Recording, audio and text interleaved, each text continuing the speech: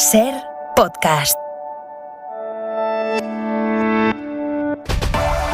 Carlos Cue, corresponsal político del País, ¿cómo estás? ¿Qué tal, Aymar? Hola a todos. Elisa de la Nuez, secretaria general de Hay Derecho, buenas noches. Hola, buenas noches. Y Fernando Garea, director del Periódico de España. Garea, muy buenas noches. ¿Qué tal? Buenas noches.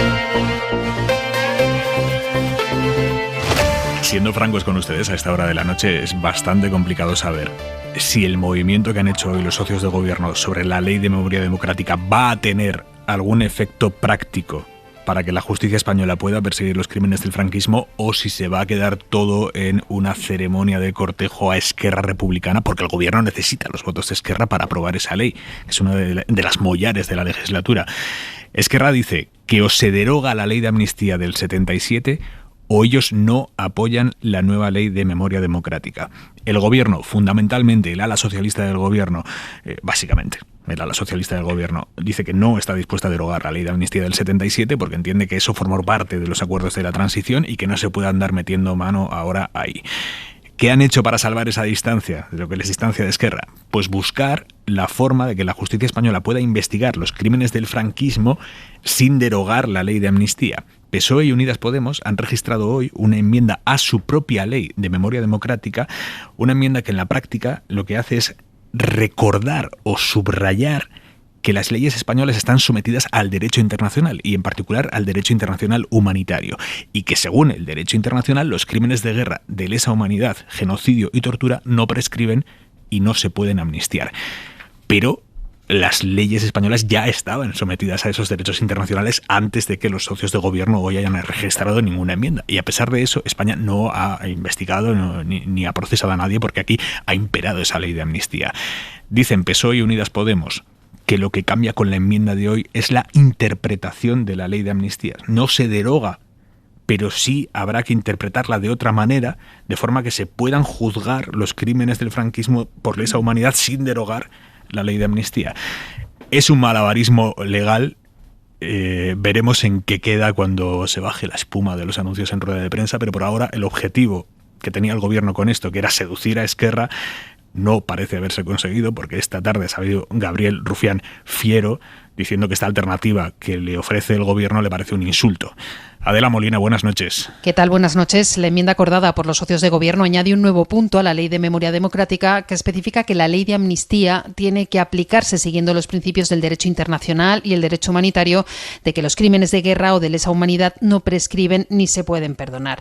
El secretario de Estado de la Agenda 2030, Enrique Santiago, ha explicado esta mañana que lo que se pretende es acabar con la mala interpretación que consideran se ha hecho de esa norma en los tribunales españoles y que en la práctica ha supuesto un muro para perseguir los crímenes del franquismo. Reconoce, eso sí, que su alcance será limitado porque la mayoría de dirigentes de la dictadura ha fallecido. Estamos muy satisfechos, ¿no?, de que la ley de amnistía no va a poder ser utilizada como una excusa, digo, porque nunca ha sido un impedimento, sino como una excusa para perseguir este tipo de crímenes. El efecto, desgraciadamente, no va a ser muy importante en materia de justicia, pero por lo menos que nuestro país no permanezca eternamente en el listado de los países que han permitido la impunidad. Con esta fórmula, el Gobierno trata de sumar los apoyos de sus socios de investidura que piden la modificación de la ley de amnistía para respaldar la ley de memoria democrática. De momento no están teniendo éxito. El portavoz de Esquerra ha acusado esta tarde al Ejecutivo de vender humo, de tratar de engañar porque las leyes españolas ya están sometidas al derecho internacional y eso no es novedad, y les ha pedido claridad. Gabriel Rufián. La única manera de que la ley de amnistía cumpla con la legalidad internacional en cuanto a derechos humanos se refiere es cambiar la ley de amnistía. Esta mañana estaban negociando con Ciudadanos y esta tarde pareciera que la ley la está haciendo la pasionaria. O una cosa o la otra, porque todo no puede ser. Los socialistas han insistido en que no contemplan la derogación de la ley de amnistía porque no es la panacea, ha dicho su portavoz en el Congreso, ni tampoco el objetivo de la ley de memoria, que lo que pretende es dignificar a las víctimas. Rufián va a estar mañana, por cierto, con Ángels a las 9 de la mañana en Hoy por Hoy, a las 8 en Canarias. Tu análisis, Elisa. Sí, es interesante porque me voy un poco por la parte jurídica, ¿no? Tenemos la ley de amnistía y digamos, las normas internacionales están en vigor siempre, ¿no? Y si son tratados que ha ratificado España es que forman parte de nuestro ordenamiento jurídico. Por tanto, eso es así.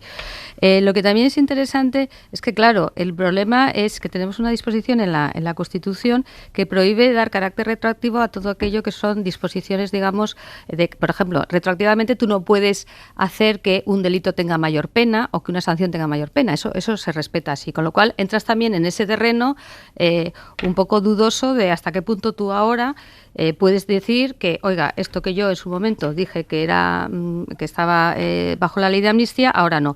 Tienes efectivamente ese paraguas de la norma internacional que en casos extremos, delitos de genocidio, delitos contra la humanidad, se entiende que no prescribe, pero digamos que técnicamente, para entendernos, es un problema bastante complicado. No es evidente para nada que esto se pueda resolver, ni incluso derogando la ley de amnistía. Otra cosa es que entiendo que vosotros centraréis más ahí el tema político o el tema un poco de lo que se pretende con esto, pero técnicamente, para entendernos, esto es una cosa complicada. Más allá de que, insisto, los convenios que ratifica España y el derecho internacional, digamos, que España ha firmado, forma parte de nuestro ordenamiento jurídico. Por tanto, esto es perfectamente posible. Yo no soy experta en la interpretación de la ley de amnistía, pero no creo que estén los tribunales haciendo interpretaciones, digamos, que se salgan mucho de lo que es la normativa vigente.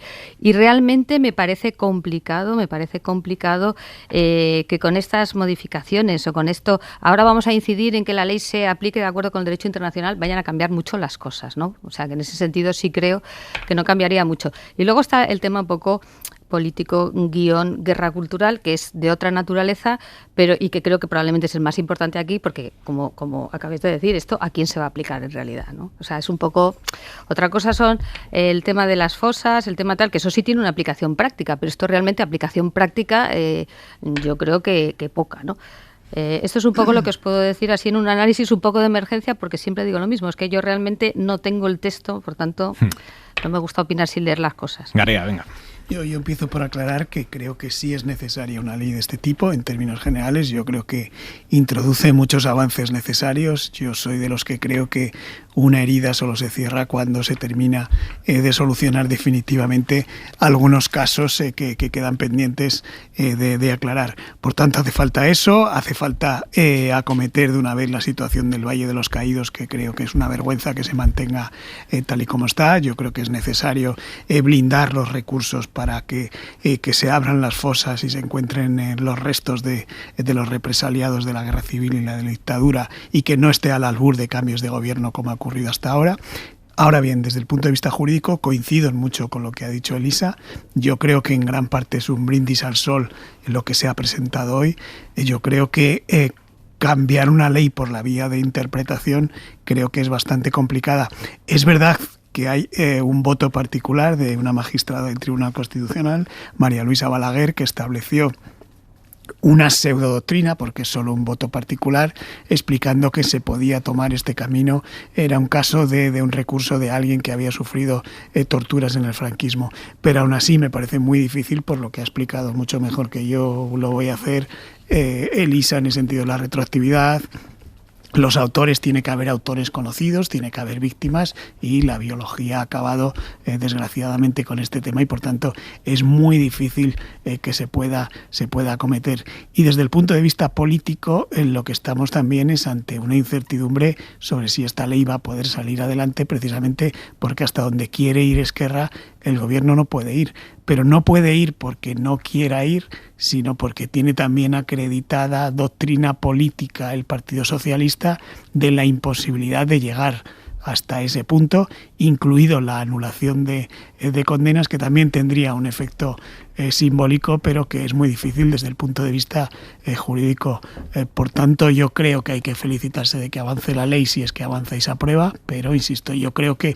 Y luego hay una cosa que me preocupa mucho, que es la creación de falsas expectativas. Este es un tema que afecta al sentimiento, hay mucha gente que ha dedicado incluso su vida a este tema, y a reivindicar, a poner en primer plano y visibilizar este asunto, y hoy se ha podido crear la expectativa a mucha gente que de verdad se iba a sentar en el banquillo a personas que cometieron esos crímenes tan terribles, y que se iban a revisar algunos de esos hechos del franquismo, y creo que es muy peligroso crear falsas expectativas de algo que tiene que ver con el sentimiento como es esto.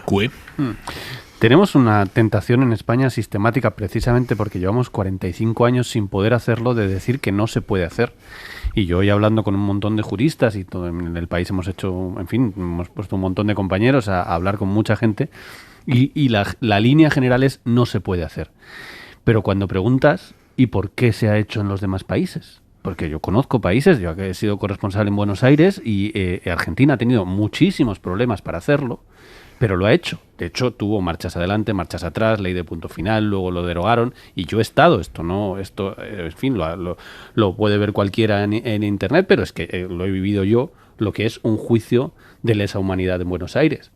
Que es un juicio, es verdad que la situación en Buenos Aires es muy diferente por una cuestión de edad y por una cuestión de años, pero son personas muy mayores y lo que significa para un país como Argentina un juicio de lesa humanidad con los torturadores, que algunos están vivos, son muy mayores, pero están vivos y van muriendo, los torturadores allí con las cámaras delante, las víctimas o alguna de las víctimas en una parte, las familiares de los torturadores en otra y la gente en la calle siguiendo durante horas, miles de personas siguiendo la lectura durante 4 horas de una sentencia, aplaudiendo con cada condena. Este proceso es un proceso bastante único en el mundo, pero había mucha gente en Argentina hace unos años que decía no se puede hacer, porque jurídicamente, porque la complejidad, porque las normas no son tan diferentes en los países occidentales y no se puede hacer. Y se encontró la manera de hacerlo. Aquí es muy difícil, sobre todo por una cuestión de edad. Pero desde el punto de vista simbólico, lo que hoy se ha hecho, yo no minusvaloraría, efectivamente estoy de acuerdo con todos los que habéis hablado, vamos a ver las consecuencias efectivas, reales que tiene esto dentro de tiempo, cuando esto, sobre todo, acabe en el Tribunal Constitucional, que creo que va a ser la clave de todo. Un Tribunal Constitucional, si hacemos caso al gobierno y lo que nos van diciendo, que será nuevo dentro de 6 meses, estará renovado y tendrá una mayoría progresista. Vamos a ver qué hace. Ese Tribunal Constitucional, si citaba antes Garea, lo que llegó es, hace muy poco, cerró la puerta, aparentemente en un auto, no en una sentencia, por una petición nada menos de Gerardo Iglesias, el que fue secretario general del PC y líder de Izquierda Unida. Quiero decir que vamos a ver qué pasa dentro de un par de años cuando esto acabe llegando, supongo, al Constitucional. Pero desde el punto de vista político y simbólico, yo creo que lo que ha pasado hoy no es menor. Creo que el Partido Socialista, efectivamente un partido fundamental de la transición, y el secretario general del Partido Comunista, que es el que lo ha negociado y no es menor, Enrique Santiago es el hombre clave, es el que hablaba hoy, el que escuchabais, es secretario general del Partido Comunista, que es otro partido clave de la historia de la transición, que son 2 partidos que decidieron efectivamente en los años 70, en plena transición, que este asunto no se tocaba, se decidió de alguna manera, aunque la ley de amnistía, lo ha explicado hoy Enrique Santiago y es súper interesante, se está tergiversando. La ley de amnistía fue una conquista de los demócratas y una lucha de los demócratas para sacar a los presos políticos de Franco a la calle. Lo que pasa es que llevaba una línea que decía, bueno, y además además quedan y esa línea, según Enrique Santiago, insisto, se ha utilizado torticeramente en los últimos años, eso es lo que sostiene Enrique Santiago, se ha utilizado en el Supremo torticeramente para cerrar la puerta a cualquier tipo de proceso. Lo que trata de hacer esta enmienda, ya veremos con qué efectos, es decir, bueno, hay un espacio, incluso con la ley de amnistía, hay un espacio a través de la justicia internacional, como en otros países del mundo, no es el caso de Argentina, es bastante particular, pero no es único, otros países del mundo con legislaciones similares a la nuestra han hecho ese proceso. Luego, imposible no debe ser. Pero tú mismo al final de tu intervención acabas de explicar por qué no es lo mismo la ley de amnistía que la ley de punto final. La ley de punto final fue una ley que, como tú muy bien has explicado, se hizo la propia dictadura para salvarse de esa responsabilidad. No, pero las leyes de punto final son... mientras que la ley de amnistía es una ley que, como tú acabas de explicar, se hace precisamente para garantizar pero derechos. las leyes... que va. Eso es una diferencia notable. No, pero no es así, Fernando. Bueno, la ley de punto si la acabas de explicar toda la No, pues yo entonces me he explicado mal. La ley de punto final es una ley de la democracia argentina. Es una ley que se hace durante el mandato de Menem. Que luego Kirchner, un gobernante lo hace, otro gobernante lo cambia. Quiero decir, que el de fondo, que lo que quiero decir es que tú sabes de justicia mucho más que yo, que te has especializado muchos años. Pero yo llevo unos cuantos años siguiendo todo esto y escuchando, no en este caso, sino en otros muchos casos, sistemáticamente juristas diciendo no se puede hacer, hasta que alguien lo hace. Y cambia, porque la justicia, en fin, bueno, tiene... Pero no olvides el diferente origen. Uno es para garantizar derechos y otro es para evitar que haya responsabilidades, y es muy distinto ese origen, y eso limita mucho porque se puede hacer o no se puede hacer. No, que yo lo que quería decir efectivamente, o sea, yo conozco el caso argentino y me parece muy interesante, pero claro, lo que no conozco es el entramado, digamos, jurídico constitucional, para entendernos, ¿no? Que eso yo creo que es importante simplemente como jurista. Desconozco si tiene pero no suelen ser muy diferentes, pero digamos, en este tipo de cuestiones que planteabas tú, lo que no la lo mayoría sé, de los países por eso te occidentales. digo, eso sería lo primero, ¿no? Ver si ellos tienen alguna especificidad que lo haga más fácil o menos complejo. Y luego lo segundo, que yo creo que también es un tema importante, es decir, claro, a mí me parece respetable decir esto se metió de tal. Lo cierto es que está en la ley, ¿no? Entonces decir que es una interpretación torticera usar una norma que está vigente y que está en la ley, pues hombre, te puede gustar menos o más la interpretación. Pero claro, la ley era única, y estoy de acuerdo con Fernando, la ley se trataba, entre otras cosas, de sacar muchos presos políticos a la calle.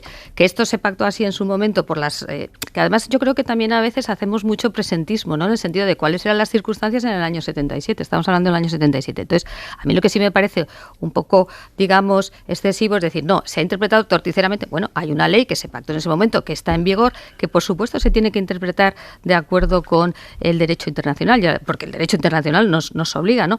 Pero digamos que también por matizar, esto es una cosa que está en vigor y que se aplica, y que puede haber algún caso particular, como el voto particular que has mencionado, que se pueda ir en otra dirección. Eran tres en ese caso. Quiero decir que por tanto, tú eres jurista, quiero decir que se puede interpretar de esta manera y se puede interpretar de otra. Por supuesto. Porque ha habido juristas de muchísimo prestigio, como Balaguer, que lo interpretaban de manera diferente. Luego, no es tanto blanco-negro, o sea, no es 100%. Que conste que ojalá, El derecho no es nunca blanco o negro, digo, pero entonces, hombre, bueno, lo han que hecho un ajuste de la ley para que intentar forzar una cierta interpretación. Veremos cómo funciona. Vale, pero que lo que quiero decir, el derecho no es blanco-negro, pero de entrada lo que dicen las normas, digamos, es lo que hay que aplicar, y luego puedes hacer una interpretación en el contexto, en el ordenamiento, es más... Y sobre todo, Elisa, corrígeme que tú eres jurista, con una ley no se cambia la interpretación de otra ley. Eso es complicado. Vale. Insisto también por el tema este que he dicho al principio, es que nos guste mal o bien, tenemos esa, digamos, restricción en nuestra Constitución de empeorar la situación penal o sancionadora de alguien que por las razones X ha tenido una ley que le ha favorecido. Esto es así. Entonces tenemos que irnos por la vía esta, de los delitos de lesa humanidad, que no en todos los casos son fácilmente aplicables, ya aparte de las razones biológicas. Bueno, señores, vamos a seguir adelante y antes que nada quiero buscar la última hora de una noticia que es verdaderamente impactante que hemos conocido esta noche. Es que la Guardia Civil ha detenido a la subdirectora de una cárcel española, la cárcel de Villena, en Alicante, por haber denunciado falsamente que varios funcionarios de esa prisión le habían dado una paliza a ella. El caso posiblemente lo recuerden, hace un par de meses. Esta subdirectora tenía que comparecer ante el juez para denunciar que un grupo de funcionarios había apalizado a un preso. Existe un vídeo de esa paliza al preso. De hecho, el vídeo lo desvelamos aquí en la SER. Así que eso, como tal, quiero decir, eso está fuera de toda duda porque existe el vídeo y es brutal.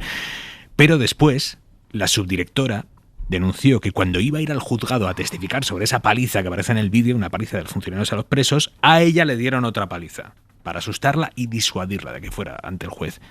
Y resulta que esa segunda paliza, la que ella denunció que le habían dado a ella, supuestamente es falsa.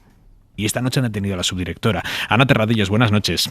¿Qué tal, Aymar? Buenas noches. Vamos a ir paso por paso porque es muy complejo. Todo empieza en la prisión de Villena, en Alicante. Sí, prisión de Villena, donde Prisiones abre una investigación a 3 funcionarios de allí, de esa cárcel, a 3 funcionarios de prisiones, concretamente el pasado 16 de agosto, después de reducir a un interno que padecía una dolencia mental. El vídeo, lo contabas tú, lo publicamos aquí en la cadena SER, muestra cómo los trabajadores de ese penal reducen a este interno con gran dureza. Ellos siempre alegaron que había habido una agresión previa por parte de este interno, pero la verdad es que el vídeo demuestra y el vídeo corrobora cómo fue la dureza de esa agresión. Directamente le dan una paliza a los funcionarios a ese preso. Esos funcionarios fueron expedientados, fueron suspendidos de empleo y sueldo, e Interior, acuérdate, se pronunció incluso sobre aquella paliza hablando de violencia. A día de hoy, Prisiones no confirma todavía si siguen sin empleo y sueldo, pero sí que es cierto que durante todo el mes de agosto, septiembre y octubre, esos 3 funcionarios fueron expedientados y suspendidos de empleo y sueldo por aquella brutal paliza. Por lo tanto, esa primera supuesta paliza sí que hay, porque existe, hay vídeo de ella. Claro, eso está fuera de toda duda. Lo que no hubo, o parece que no hubo, y esta es la novedad de esta noche, fue la paliza a la subdirectora de la cárcel.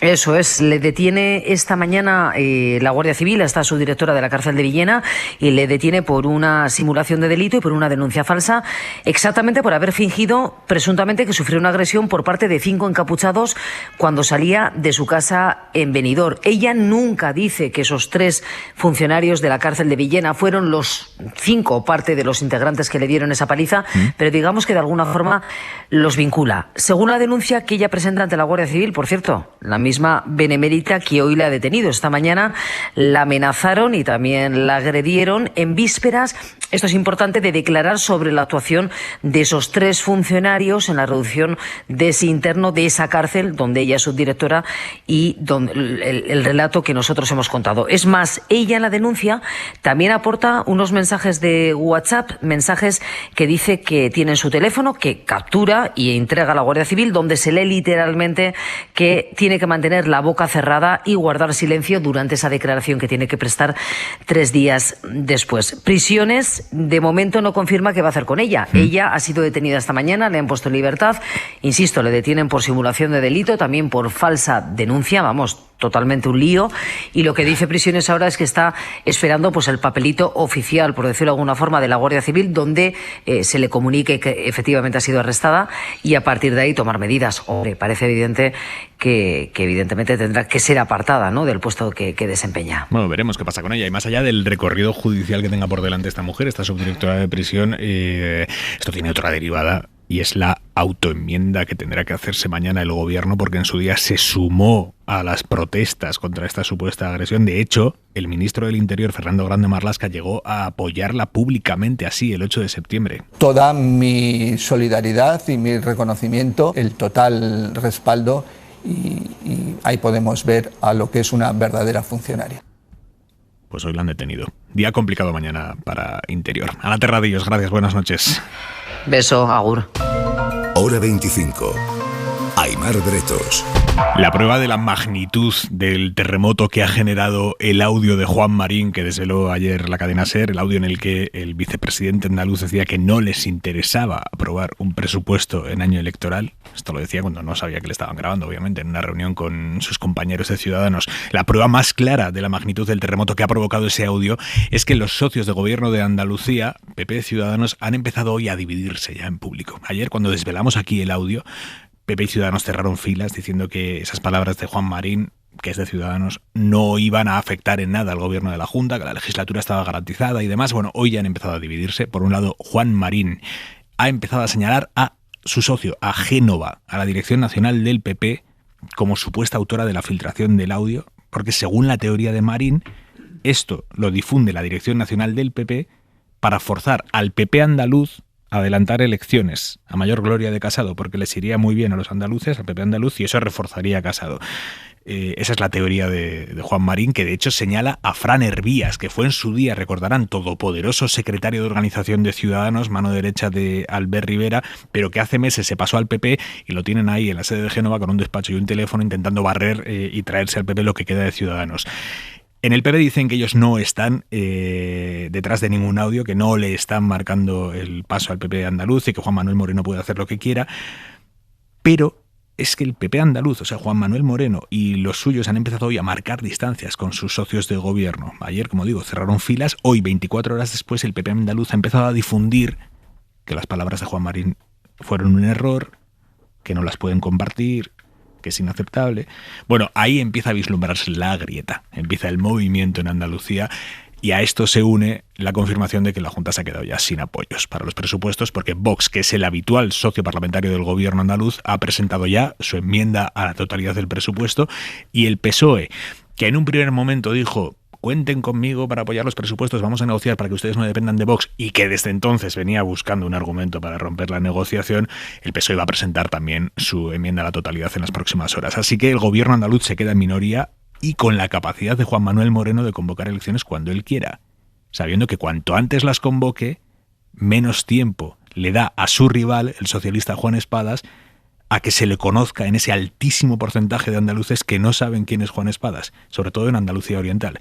Radio Sevilla, Mercedes Díaz, buenas noches. La legislatura andaluza parece que camina mirando ya al final, que no se puede estirar más. Juan Marín, el vicepresidente de Ciudadanos, ha señalado a Génova como interesada en la filtración de sus palabras para justificar así un adelanto electoral. El PP andaluz comienza a desmarcarse de él y habla de que esas manifestaciones del vicepresidente son un error, lo que significa que los socios de gobierno parece que comienzan a mirarse con recelo. Juan Marín, en la SER, ha señalado directamente a Fran Hervías, un antiguo dirigente de Ciudadanos que ahora está en el PP. Que en esta comunidad autónoma hay un gobierno de coalición del Partido Popular y de Ciudadanos que funciona.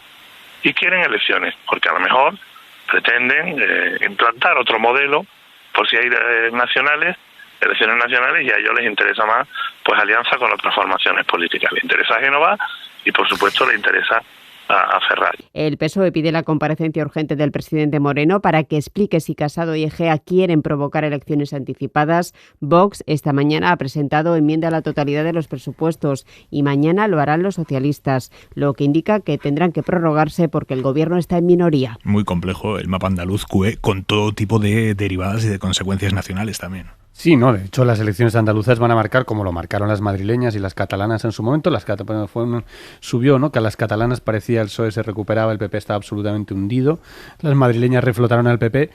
Desempata a las andaluzas, ¿no? Porque además es clave, porque Andalucía, cómo le vaya al PSOE o al PP en Andalucía son 61 escaños de los 350 que hay en el Congreso. Si el PP no tiene no solo un buen resultado en las andaluzas, sino luego un buen resultado en generales en Andalucía, tiene muchas más posibilidades de llegar a la Moncloa, ¿no? Con lo cual Andalucía es absolutamente clave, como lo ha sido siempre. Pero Juan Marín está diciendo, bueno, esto es un movimiento del PP.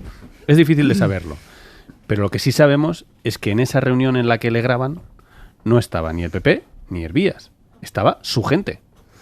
Y lo que evidentemente... Pues lo que pasa es que, por lo que parece, dentro del grupo de parlamentarios de Ciudadanos no en son su Andalucía, gente. Hay de todo menos su gente. A eso voy. Quiero decir, en teoría estaba en una reunión con dirigentes, diputados de Ciudadanos. O sea, ¿cuál es el problema de fondo? Al margen de que el PP trate de utilizar todo esto y la batalla que pueda haber entre Génova para si hay convocatoria o no. El problema fundamental es que Ciudadanos se está rompiendo. Y el problema fundamental que tiene Marín es que no controla su grupo parlamentario hasta el punto, y esto ya en España mira que hemos visto de todo, pero que te graben una reunión interna. Nosotros aquí estamos dos periodistas que hemos contado reuniones internas. Una cosa es que te cuenten lo que ha pasado en la reunión interna y otra cosa es que te la graben y te manden el audio. Quiero decir, esto es otra dimensión, en fin, que siempre se cuenta y menos mal que nos lo cuentan y los periodistas intentamos contar el ambiente y las divisiones y las discusiones internas que hay. Pero que te graben con un móvil la reunión interna y se acabe filtrando. O sea, si empezamos a grabar... Quiero decir, si escucháramos todas las reuniones internas de todo lo que se discute en política, pues evidentemente... Hombre, algún comité federal del PSOE también hemos escuchado, acuérdate, con los dirigentes de la Ejecutiva Federal calculando cómo de lejos se oye para saber exactamente quién lo ha podido grabar con el micrófono metido aquí. Exacto. Pero quiero decir que estamos ya efectivamente, cuando pasó eso, era un momento de división absoluta. Que es un síntoma realmente del problema muy serio que tiene Ciudadanos en general y también Ciudadanos en Andalucía. Yo creo que esto se está precipitando y vamos a ver, porque yo, hasta donde yo sé, Juan Manuel Moreno, desde luego, no tenía mucha intención de adelantar las elecciones, quería estirar al máximo esa decisión, pero yo creo que se lo están poniendo cada vez más difícil, porque yo creo que él quería ir a esas elecciones con el relato de yo lo he intentado, soy un presidente estable y he gobernado hasta donde he podido. Pero ese relato se le está viniendo abajo porque evidentemente tiene problemas. Bueno, primero subrayar, porque me parece bastante peculiar el personaje de Fran Hervías y su historia. Es decir, nadie mejor para demoler un edificio que el arquitecto que lo ha construido. Es la persona que creó la organización de Ciudadanos, la creó de la nada porque no existía por toda España y ahora está trabajando efectivamente en la sede de Génova en cómo demoler ese edificio que él mismo creó y claro, es el que tiene los planos y sabe dónde están las vigas maestras y dónde se lo puede cargar. Por eso me parece que es un personaje clave del que hay que hablar y hay que explicar. A continuación, es verdad que el menor de los problemas en este momento, aunque parezca mentira para Moreno, es no tener votos suficientes para los presupuestos, porque los puede prorrogar perfectamente, porque puede tirar, aunque no tenga el apoyo de Vox, y además, utilizando la palabra que decía Carlos, puede tener el relato de no pacto con Vox, no pacto con la ultraderecha, ni necesito los votos del PSOE y por lo tanto los puede prorrogar y para él sería una buena salida. Y podría decir, después de tantos años de gobierno socialista en Andalucía, yo he conseguido terminar la legislatura. El problema, efectivamente, es que le viene la cosa sobrevenida de que Ciudadanos, que sí que era un socio relativamente estable y fiel para Moreno, si se le empieza a deshilachar también, probablemente por los nervios de algunos dirigentes o diputados de Ciudadanos que ven la oportunidad de saltar al otro lado en el momento en el que el barco se va hundiendo, el barco de Ciudadanos, yo creo que ahí Moreno sí empieza a tener un problema grave que se ve en estas grabaciones. Por lo que sabemos, Moreno lo que va a hacer es esperar. Dame un segundo, Garea, dame un segundo que vamos a los planes de Moreno. Y va lo bueno, pero dame un segundo, pero es que tenemos noticia de última hora. Ana Terradillos, nos confirman que la directora de la prisión de Villena va a ser cesada. Sí, nos lo confirman a la cadena SER fuentes de instituciones penitenciarias. Es cierto que todavía tienen que esperar ese papel del que te hablaba de la Guardia Civil, donde formalmente se comunica esa detención, pero fuentes de instituciones penitenciarias confirman a esta hora la cadena SER que en las próximas horas, es decir, mañana mismo, la subdirectora de Villena va a ser cesada, más allá del expediente disciplinario que se le pueda abrir y sobre todo del camino judicial, como decías tú, que le tiene todavía por delante. Pero de momento, instituciones penitenciarias confirman a la cadena SER hasta ahora que la subdirectora de la cárcel de Villena va a ser cesada en las próximas horas. Gracias, Terradillos. Hasta luego. Que le voy a contar a un director de periódico de cómo es la actualidad que se te atraviesa aquí mientras sí, era broma, no, ya estaba siendo demasiado largo, solo termino. Lo que va a hacer Moreno es esperar a marzo, abril si puede, y en ese momento ver si tiene que convocar probablemente para final del primer semestre del año que viene. Elisa, ¿cómo lo ves? Sí, parecido. O sea, yo veo que el problema fundamental efectivamente es que Ciudadanos es ya un partido en descomposición donde la gente claramente, más allá de la figura de Fran Hervías, que totalmente de acuerdo, ¿no? Es un poco un personaje de estos de los pasillos, ¿no? Que gran traidor. Sí, no, pero más que gran traidor es un poco la persona, se lo ha dicho muy bien Fernando, ¿no? Que conoce las debilidades de las personas, a quién se puede tocar, a quién no. Pero yo creo que es un poco eso, ¿no? Una vez que esto se va, digamos... tú has dicho deshilachando, yo te diría descomponiendo, pues evidentemente tu socio estable de legislatura pues empieza a ser problemático, ¿no? Más allá de las anécdotas estas. Y luego también una reflexión que me parece interesante, ¿no? Que realmente en esta... como estamos ya entre partidos donde básicamente lo que hacen es repartir cargos hablando en plata, pues claro, los de Ciudadanos piensan que esto no va a poder repetirse en breve y los que puedan dirán, oye, pues me paso al siguiente, ¿no? Con lo cual va a ser bastante complicado, yo creo, mantener ese apoyo que teníamos y que parecía que razonablemente estaba funcionando, o eso se decía, ¿no? Y luego la otra reflexión que me gustaría, porque me ha parecido muy interesante, es lo de los presupuestos y el año electoral. O sea, es decir, bueno, entonces, ¿qué pasa? Que los años electorales no se pueden aprobar presupuestos, no vaya a ser que la gente se enfade, ¿no? Que digo que como reflexión también me parece curiosa, porque con esa regla de 3, pues entonces todos los años electorales tendremos que prorrogar, no vaya a ser que digamos algo que a la gente no le guste. ¿Qué es lo que viene sucediendo? Bueno, pero nunca se había, creo yo, que no, lo que pasa es que no se formula abiertamente, exacto, pero al final sucede. Es que ya vamos explicitando un poco... De hecho, ahora mismo, por ejemplo, en la política española vamos a ver, pero está bastante asumido que estos muy probablemente serán los últimos presupuestos de Sánchez, porque el año que viene a ver quién los aprueba, a la mayoría de los... A Esquerra, además, no les va a interesar. Déjame que vamos a hablar ahora de la legislatura nacional, pero antes, por cerrar este capítulo de lo que está pasando en Andalucía, he escuchado que en varios de vuestros análisis ha salido la figura de Fran Hervías, porque es verdad que la ha mencionado hoy Juan Marín, pero claro, solo es Juan Marín quien señala a Hervías. La teoría de que es Génova quien está queriendo boicotear para adelantar las elecciones en Andalucía es una teoría de Juan Marín. Quiere decir, pruebas de que esto haya salido de Génova, ninguna. Ahora bien, ¿hasta qué punto a la Dirección Nacional del PP sí le interesa que haya un adelanto electoral en Andalucía? Marila Rubio, buenas noches. ¿Qué tal? Buenas noches. Aimar. Génova asegura que la fecha de las elecciones les es intrascendente y que Juanma Moreno y Casado pactaron hace tiempo que el presidente andaluz tendría manos libres para convocarlas cuando quisiera. Lo que es un hecho es que el fuego en Andalucía llega a un PP ardiendo por la batalla por el PP de Madrid con Díaz Ayuso y la tensión generada por el libro de Cayetana Álvarez de Toledo. Génova preguntaba al respecto, responde con esta frase: que dé explicaciones quien está incendiando el partido. Hoy Díaz Ayuso, preguntada por las gruesas palabras de la exportavoz parlamentaria sobre la dirección, responde respondía así. Es verdad que en el caso de Cayetana son opiniones personales, pero también he de decir que ella siempre ha representado los valores del Partido Popular. Por su parte, el secretario general del PP, García Egea, del que Álvarez de Toledo dice que practica una política, es textual, de pelotas y peloteo, respondía así. Esas declaraciones me parecen lo mismo que a usted.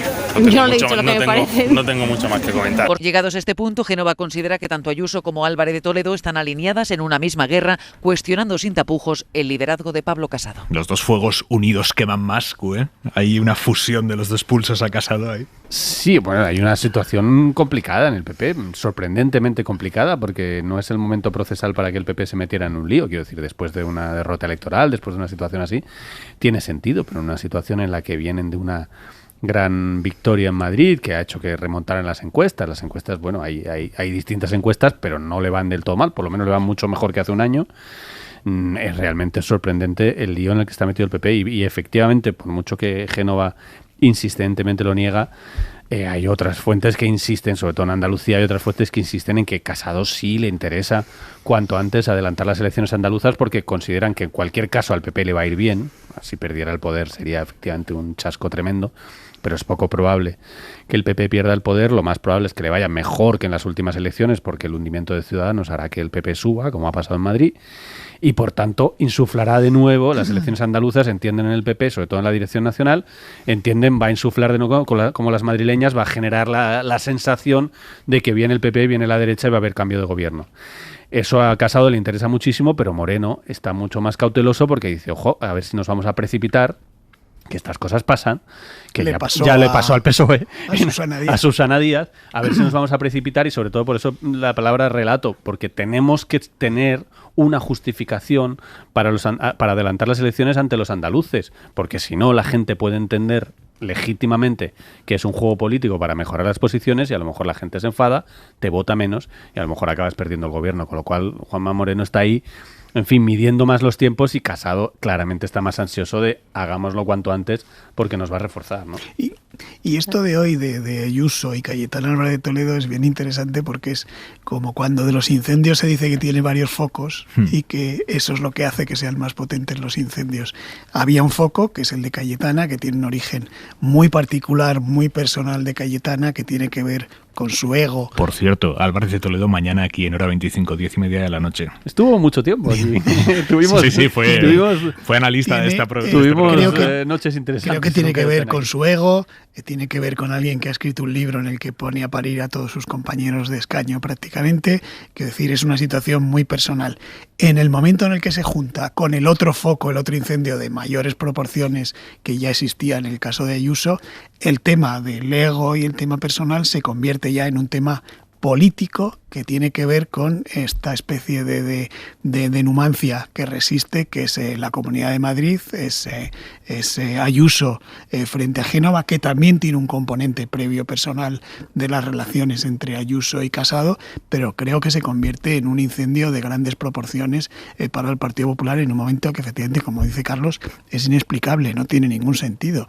Es decir, cuando se supone que has tenido un éxito electoral en mayo en Madrid arrollador, creo que se puede decir así, cuando las encuestas antes de verano además a Casado le daban muy favorables en virtud de ese triunfo electoral, de pronto te metes un lío bastante inexplicable en el que cuesta mucho, aunque sea un tema que no afecte, digamos, a los ciudadanos, pero sí hay un relato sobre eso. Cuesta mucho trabajo explicar que esa persona que es tu activo electoral, independientemente de la opinión que te merezca, no va a ser además presidenta del partido de su comunidad, y tiene pinta de ser un tema casi de cabezonada, si se me permite, pero que provoca un incendio político de grandes proporciones. Y ya, insisto, si le metes el carbón de Cayetana Álvarez de Toledo, es tremendo. ¿Decías, Elisa? Sí, es que quería hacer esa reflexión. Es que decís, hacéis unos análisis muy brillantes, pero es que estamos hablando... No, a lo mejor no es tan brillante la cosa. Pero, así no hay quien discuta contigo, Elisa. No,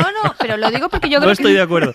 Que es un tema de personas. Es tan fácil como eso. Dices, es que parece un tema de personas. Es que es un tema de personas. Y lo que a mí me parece la reflexión interesante es hasta qué punto nuestros partidos políticos funcionan en claves de personas y no institucionales. Es que no tengo ninguna duda que los políticos son también personas, aunque a veces ellos no lo lo sepas. Y todos. Pero lo que quiero decir es que, digamos, desaparece lo que sería la reflexión más institucional o más política por digamos, el tema puramente personal. Y esto a mí me parece una cosa bastante grave, más allá del PP, porque revela un poco esa falta de funcionamiento ya como un partido, ¿no? Que con esas estrategias y esas reflexiones que tienen más que ver con esas consideraciones, tengo un activo electoral, el que sea tal, que no, es que me llevo mal con este, me llevo mal con el otro. Falta de madurez, quieres decir. No tanto falta de madurez, sino preocupación que el funcionamiento de un partido acabe, digamos, reflejando estos problemas personales, que no tengo duda de que es esto. Y lo que decías de Fran Hervía es que es un poco lo mismo. Yo, ¿qué pienso que ha pasado? Que hay gente que se quiere congraciar con él, le filtra la grabación de tal, y a partir de ahí,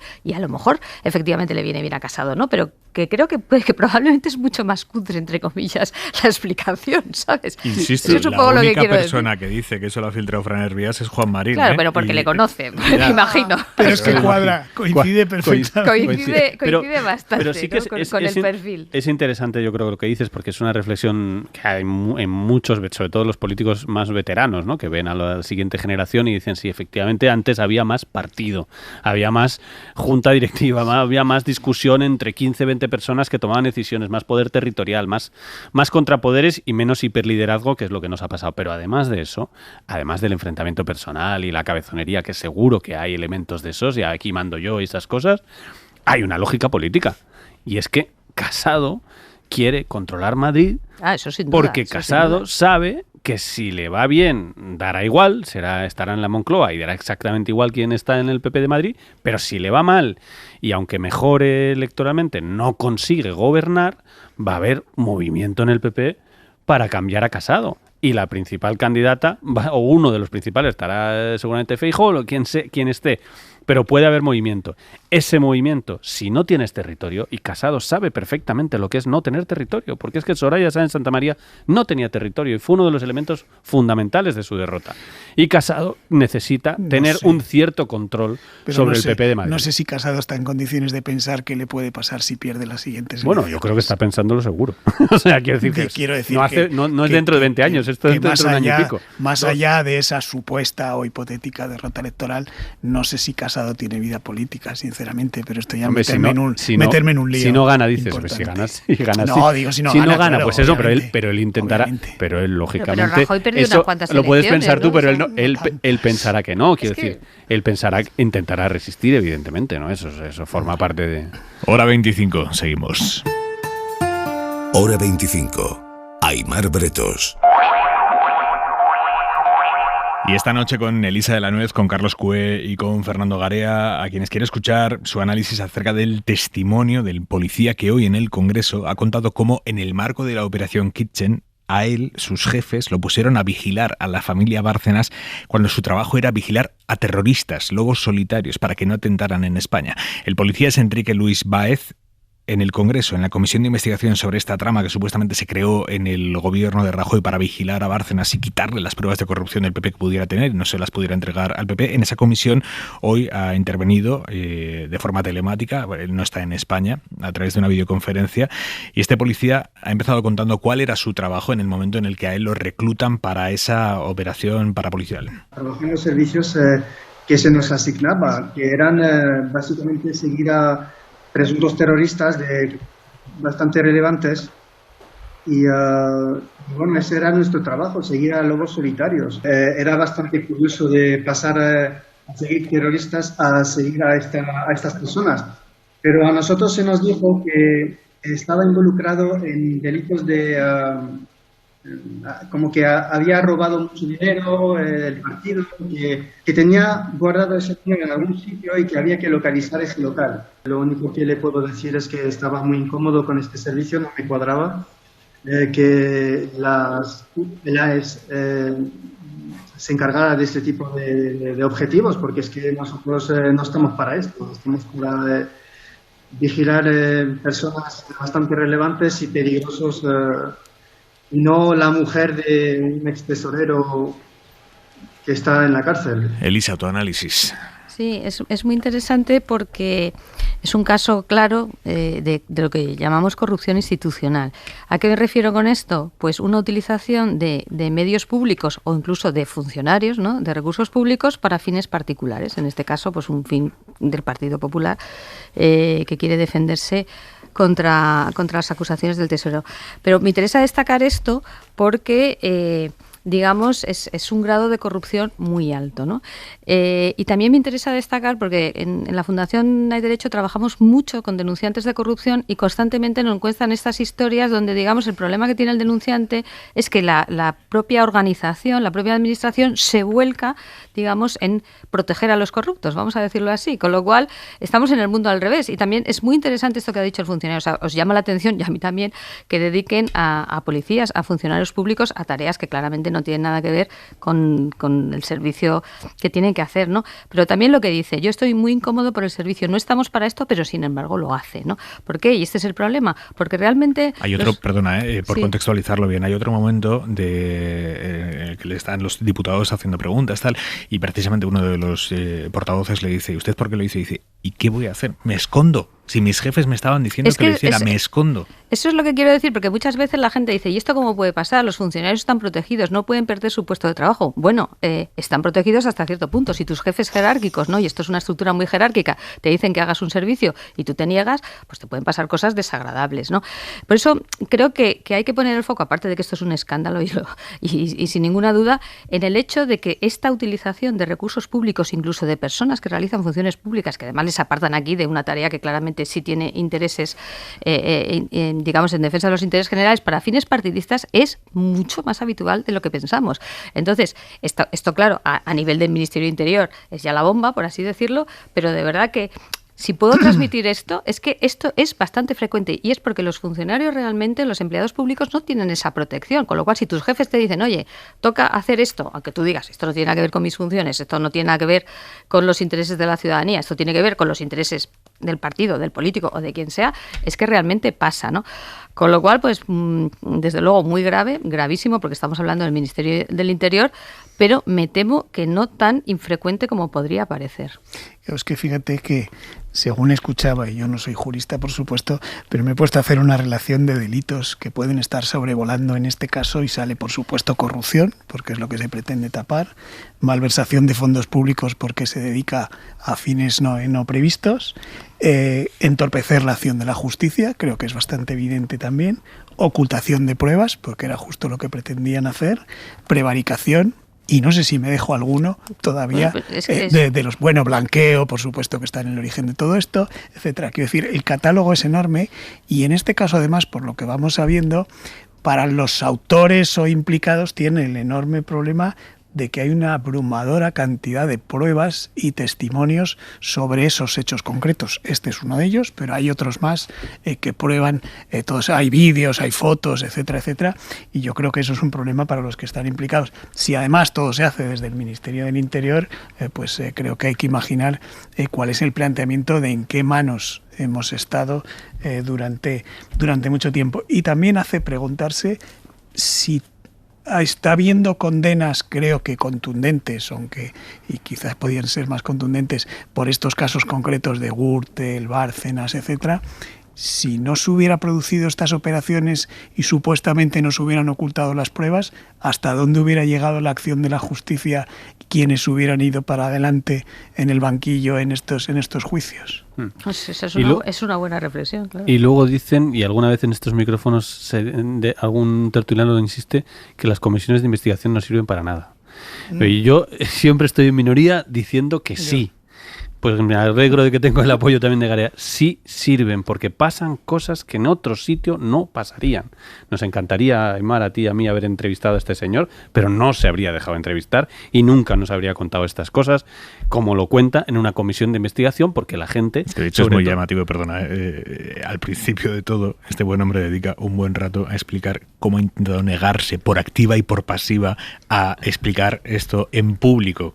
Él se lo contó a la fiscalía, pero él en público no ha querido contarlo nunca, porque dice, lo primero, yo soy policía y esto no viene bien que salga en público mi imagen, que que se ha visto su imagen, ¿no? Que esto esté en internet, que mi nombre esté por ahí y que él considera que esto públicamente no lo tenía que contar. Imagínate si no llega a tener la obligación de comparecer en una comisión de investigación, este testimonio ¿dónde habría quedado? Pues en ningún sitio. Habría quedado en privado en la fiscalía, claro. Por tanto, las comisiones de investigación siempre pasan cosas. Tenemos historia en España de comisiones de investigación y siempre pasan cosas. Siempre la gente se queda con las conclusiones, no dicen nada porque unos de un partido dicen una cosa y los otros ya. Pero antes de las conclusiones hay un trabajo y hay un montón de gente que nunca hablaría ante la prensa y nunca hablaría en público, que dice cosas. Y esto es tan fácil de entender. Cualquiera de tus oyentes que no lo ha escuchado entiende perfectamente. Este señor le sacaron de su trabajo habitual para llevarlo a perseguir a Bárcenas. Y lo tremendo de todo esto es que hay todavía una parte del PP insistiendo en que la moción de censura no tenía ninguna motivación real, que todo era una exageración, que el PP no tiene ninguna vinculación directa en Gürtel, que todo Gürtel era Bárcenas, que aquí no había nada detrás. Y es que antes decías tú que lo que decías es que se perseguía la corrupción. Lo que se trataba de proteger la corrupción. Aquí lo que se trataba era de proteger al presidente del gobierno y a su entorno de un corrupto. De un caso de corrupción. Pero ni siquiera proteger al corrupto. Era proteger de un corrupto por lo que pudiera afectar al presidente del gobierno. Y para ello se utilizaron lo más fuerte, lo que le entregamos, lo que los ciudadanos en las democracias entregamos a los gobiernos, que es el Ministerio de Interior, que es lo más delicado que tiene, porque es el que tiene la fuerza para reprimir una manifestación, el que tiene la fuerza para investigarnos absolutamente todo. Un policía puede mirarnos todo. Y las democracias entregan a la policía ese enorme poder a cambio de que lo use razonablemente bien. Quiero decir, es que es tremendo esto en cualquier país democrático. De hecho, aquí va a haber procedimiento judicial, pero ya veremos hasta dónde llega porque es muy complicado. Pero en cualquier país serio, las personas máximos responsables políticos de esto, ministro del Interior, vicepresidenta, presidente del gobierno, secretario de Estado, cualquier persona que haya tenido alguna responsabilidad política sobre el Ministerio del Interior de aquella época, estarían dando explicaciones. Vamos a ver qué dice Rajoy cuando vaya a la comisión de investigación, que por cierto, también la comisión de investigación servirá para que hable Rajoy, que nunca ha hablado de este tema porque como no da entrevistas. Bueno, eso respecto al anterior gobierno. Este gobierno lo que está haciendo ahora mismo, lo que está volcado es intentar que la patronal no se le descuelgue también de la reforma laboral. Ya se ha descolgado de parte al menos de la reforma de las pensiones, lo que tiene que ver con la subida de las cotizaciones. El Ministerio de Trabajo está intentando ahora que no se le descuelgue también de la reforma laboral. Hoy han puesto sobre la mesa, el gobierno ha puesto sobre la mesa una nueva propuesta para reducir el principal escollo, que es la temporalidad. ¿Cómo reducir la temporalidad? El gobierno plantea crear un nuevo contrato temporal que tenga una duración máxima de 3 meses, que se pueda prorrogar hasta 5, pero básicamente que sea de 3 meses, contrato temporal desde 3 meses. Y además había algo que generaba un gran lío entre las empresas y el gobierno, y es que el Ejecutivo les planteaba, como mucho ustedes pueden tener el 15% de su plantilla contratos temporales, y decían las empresas, ya bueno, es que no es lo mismo en una empresa enorme de 500 trabajadores el porcentaje que puedo tener de contratos temporales que en una empresa muy pequeña. Y entonces lo que hace el gobierno es limitar el número de trabajadores temporales en función del tamaño, ya no por una cuestión relativa, sino en función del tamaño. Alejandra de la Fuente. Buenas noches. El gobierno propone 2 límites, el de tiempo y el de cantidad. El de tiempo. Los contratos ocasionales podrán tener una duración máxima de 3 meses, ampliables a 5, pero siempre con una causa justificada. Por otra parte, la cantidad de contratos. Las empresas de hasta 5 trabajadores podrán hacer 1, las empresas de hasta 10 podrán hacer 2 y las empresas de 11 a 30 trabajadores podrán hacer 3. Y luego hablamos de porcentajes, un 8% para empresas de 31 a 100 trabajadores y un máximo de 7 para empresas de entre 101 y 500 trabajadores. Todos estos límites aplican a todos los sectores menos al sector de la agricultura, que podría llegar a ser el doble. Con esta propuesta, el gobierno limita a 3 las modalidades de contrato: el fijo, el temporal y el de formación. Y otra negociación muy intensa en las últimas horas en las que ha habido un movimiento político trascendente es la negociación de los presupuestos en Cataluña. Esquerra, Pere Aragonés, se abre a negociar los presupuestos autonómicos con los comunes. Lo hace después de que la CUP haya presentado una enmienda a la totalidad de las cuentas. Saben ustedes que la CUP funciona por permanente votación interna para todo. Sometieron a votación qué hacemos, señores, con los presupuestos catalanes.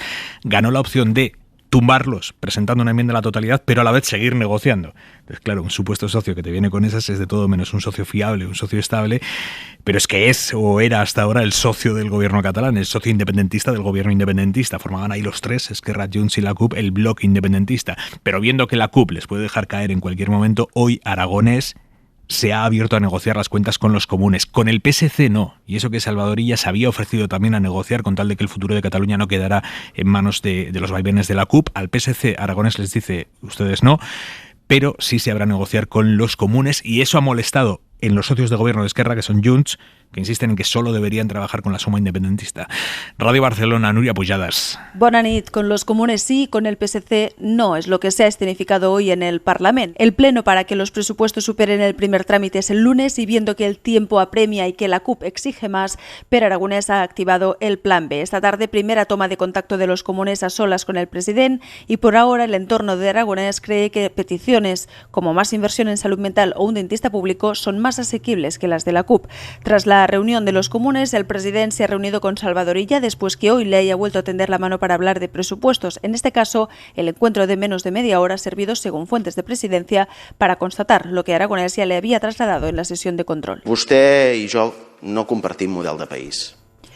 Usted y yo no compartimos modelo de país, nos podemos encontrar, pero ya puede aventurar mi propuesta, decía Aragonès. Los socialistas mantienen la incógnita sobre si facilitarán o no la tramitación de las cuentas el lunes. Sí que en las últimas horas han dicho que era importante la actitud del gobierno, y fuentes del partido tildan la reunión de cordial y provechosa. Y sobre la pandemia, hoy se ha confirmado el mayor número de contagios en un día desde agosto. 6.600 positivos confirmados en un solo día. Sube poquito, unas décimas, pero sube el porcentaje de camas ocupadas por enfermos COVID, tanto en planta como en la UCI.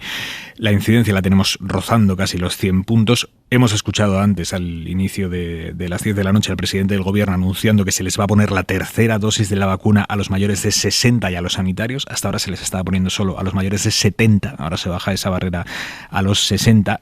Y sobre el pasaporte COVID, que es el gran debate ahora mismo en España, a pesar de que cada vez hay más comunidades que le piden al gobierno central, oiga usted, unifiquemos criterio sobre si pedir o no el pasaporte COVID para entrar en restaurantes, en bares, en discotecas, en recintos cerrados.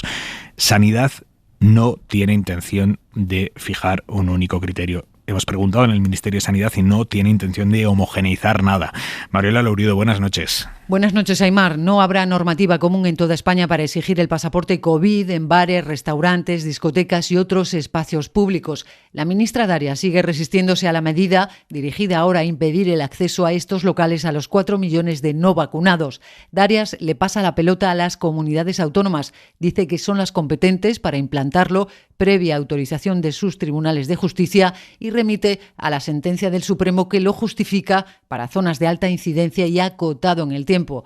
Hay 7 comunidades que están estudiando imponerlo: Aragón, Canarias, Murcia, País Vasco, Cataluña, Comunidad Valenciana y Navarra. La mayoría piden al Ministerio una normativa estatal. En las últimas horas lo han hecho Lambán, Mañueco desde Castilla y León y también Andalucía. Quieren un soporte que les garantice que pueden exigir ese certificado para evitar decisiones contradictorias y denegaciones de los tribunales, que lo rechazaron, por ejemplo, en el caso de Aragón o Canarias. Pero Sanidad se niega a llevar la iniciativa e insiste en que de momento no habrá una regulación. Os pregunto, ¿implantación generalizada del pasaporte COVID, Garea? Lo más parecido a eso sí sería conveniente. Yo creo que no es posible la vacunación obligatoria, pero lo más cerca posible. Carlos Cue. Vengo ahora justo el fin de semana en Italia, donde se hace absolutamente, no pasa nada. En Italia tienen más problemas de vacunación que aquí, lo han hecho para forzar a que la gente... Hay un movimiento antivacunas en Italia fortísimo, que por suerte en España no tenemos. Lo han hecho para forzar a la gente a que se vacune y se está vacunando mucho más. No pasa nada. Todo el mundo va con el móvil. En todas las puertas de todos los bares hay un señor con otro móvil que tiene una aplicación, da verde y entras. No es tan grave, de verdad. Elisa de la Nuez. Sí, totalmente de acuerdo. En primer lugar, que se ha generalizado por dar, como dicen las comunidades autónomas, seguridad jurídica, y siempre digo lo mismo, porque la pandemia, más allá de las diferentes incidencias, es la misma. Y segundo, porque confirmo que efectivamente yo también he viajado a Italia y a Francia, y es una cosa sencilla de hacer, y además incentiva efectivamente que los no vacunados lo hagan, o sea que no le veo ningún problema. Punto y 25. Soledad Gallego Díaz. Quizás hay ciudadanos de 20 años que no saben que la ley de amnistía de 1977, que ahora va a ser objeto de reforma, no fue una exigencia de los militares, ni de Fraga, ni de los franquistas, ni fue pensada para dejar a los criminales de guerra sin castigo. Bien al contrario, los militares estuvieron furiosos, de hecho intentaron años después un golpe de Estado, Alianza Popular se abstuvo y fue la izquierda la que defendió la ley en el Congreso con uñas y dientes. Quizá porque era una reivindicación que habían gritado una y otra vez en la calle miles de hombres y mujeres que eran demócratas y de izquierda. Libertad, amnistía y estatuto de autonomía fue gritado por las gargantas de los abuelos de esos chicos y chicas de 20 años.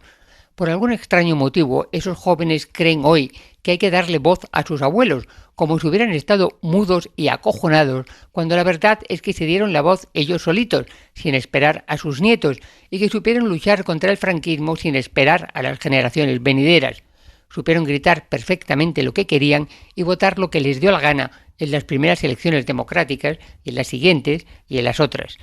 Quizá esos ciudadanos de 20 años no saben mucho de esto y creen que la ley de amnistía fue una imposición de la extrema derecha.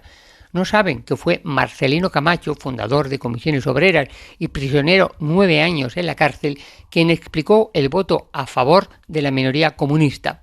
Seguro que hay cosas que se pueden hacer mejor, pero la verdad es que entonces se hizo lo que se quería hacer, una amnistía que tenía sobre todo un sentido político, porque aquellos representantes de la izquierda, 80 de los cuales habían estado en la cárcel de Franco, sabían perfectamente lo que votaban. Punto y 25. Venga, abrimos el larguero. Vámonos. Elisa de la Nuez, Carlos Cue, Fernando Garea, muchísimas gracias a los tres. Hasta pronto. Hasta mañana. Descansen. Suscríbete a Hora 25. Todos los episodios y contenidos adicionales en la app de Cadena SER y en nuestros canales de Apple Podcast, Spotify, iVoox, Google Podcast y YouTube. Escúchanos en directo en la SER de lunes a viernes a las 8 de la tarde.